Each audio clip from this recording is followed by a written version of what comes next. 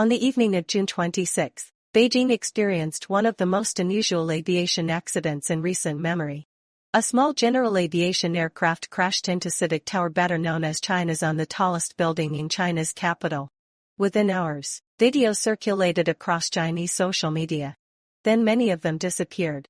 The accident immediately raised questions not only about aviation safety, but also about low-altitude airspace management, emergency response, and information control in one of the world's most tightly protected capitals. So what actually happened? Let's separate confirmed facts from speculation. According to available information, the aircraft departed from Pingde General Aviation Airport on the eastern outskirts of Beijing at around 5:30 p.m. The flight was reportedly intended to be a short local training or sightseeing flight. Instead of returning as planned, the aircraft continued flying toward central Beijing. Roughly 30 minutes later, it struck the upper floors of CITIC Tower before breaking apart. Emergency crews quickly sealed off the area.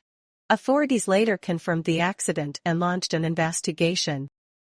The aircraft involved has been widely identified as a Sunward SA-60L. Unlike drones or ultralight aircraft, this is a certified two-seat, single-engine airplane used for pilot training and recreational flying. The registration number circulating online is B12P. Public aviation records indicate that the aircraft belonged to a Beijing-based general aviation company operating from Pingde Airport, offering pilot training and sightseeing flights. That makes this a genuine manned aircraft, not an experimental vehicle or unmanned platform. The obvious question is, how could a small civilian aircraft end up flying into the heart of Beijing? Beijing's central airspace is among the most heavily controlled in China. The city hosts the country's political leadership, military headquarters, and numerous sensitive government facilities. Civilian general aviation flights are normally subject to strict flight planning and airspace restrictions. Exactly how this aircraft entered central Beijing remains unknown. Authorities have not yet released a detailed flight path or explained what happened during the flight. This has naturally led many observers to compare the incident with another famous aviation event. In 1987, a young West German pilot named Matthias Rust flew a small Cessna aircraft from Finland and landed near Red Square in Moscow. The flight exposed major weaknesses in Soviet air defense. The political consequences were enormous. Several senior military officials, including the Soviet defense minister and the commander of the Air Force, were eventually removed from their positions. The two incidents are obviously very different. One involved a deliberate international penetration of Soviet airspace. The other appears, at least based on current information, to be an aviation accident within China's domestic airspace. But both incidents inevitably raise similar institutional questions. How did such an aircraft reach an area that many assumed was almost impossible to access? Another aspect attracting attention is information management. Videos of the crash spread rapidly online shortly after the incident. Some users later reported difficulty finding the original posts.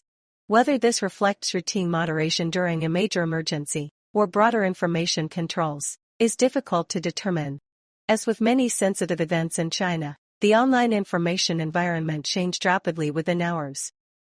At this stage, there are still far more questions than answers. Was there a mechanical failure? Did the pilot become disoriented or incapacitated? Was there a communication breakdown? Could the aircraft have experienced navigation or control problems?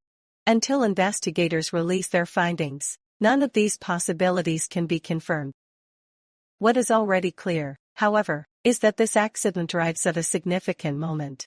China has been aggressively promoting its low-altitude economy, encouraging rapid expansion of general aviation, drones, air taxis, and other forms of low-altitude transportation. Opening more airspace inevitably creates new regulatory and safety challenges. The question is no longer whether low-altitude aviation will grow.